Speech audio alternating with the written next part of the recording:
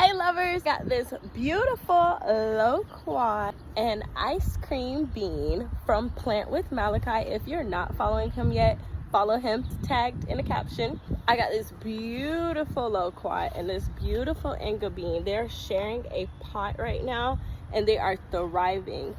But I want to put them in the ground so that it can grow twice as fast now that it's hot outside and the rainy season is coming.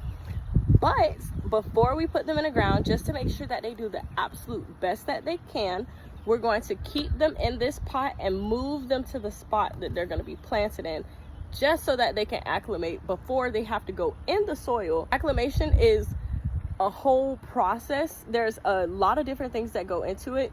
Sunlight is one of them, water is the other, and the soil is the last thing.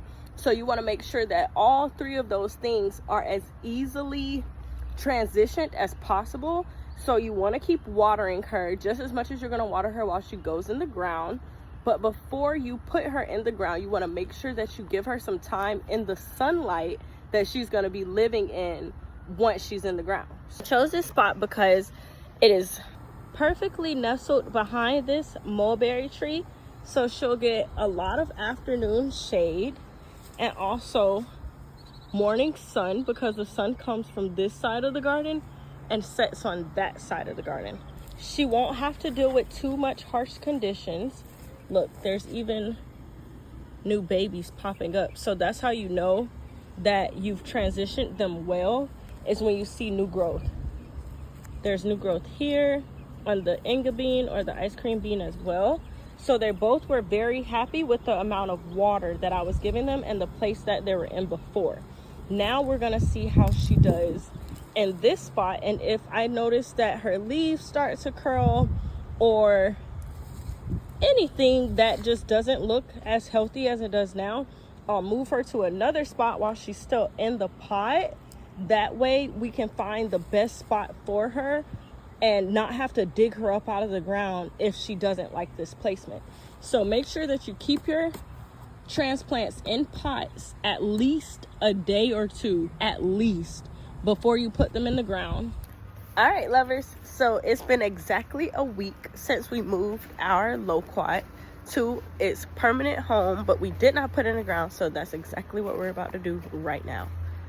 It seems to have adjusted perfectly.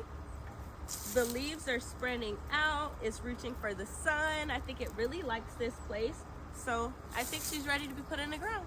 I'm putting her in the ground in the evening time so that she has time to acclimate to the spot overnight, instead of planting her sometime during the day, like the morning when it's super duper hot. She'll be able to get watered in and the water will seep into her roots when the air is cool. You want to give your plants the best chance at being able to survive in their new home. All right, let's see. That might be deep enough.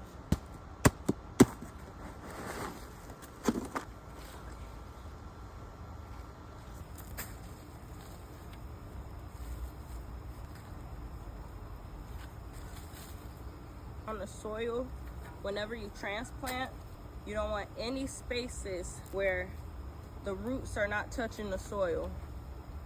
Create big problems.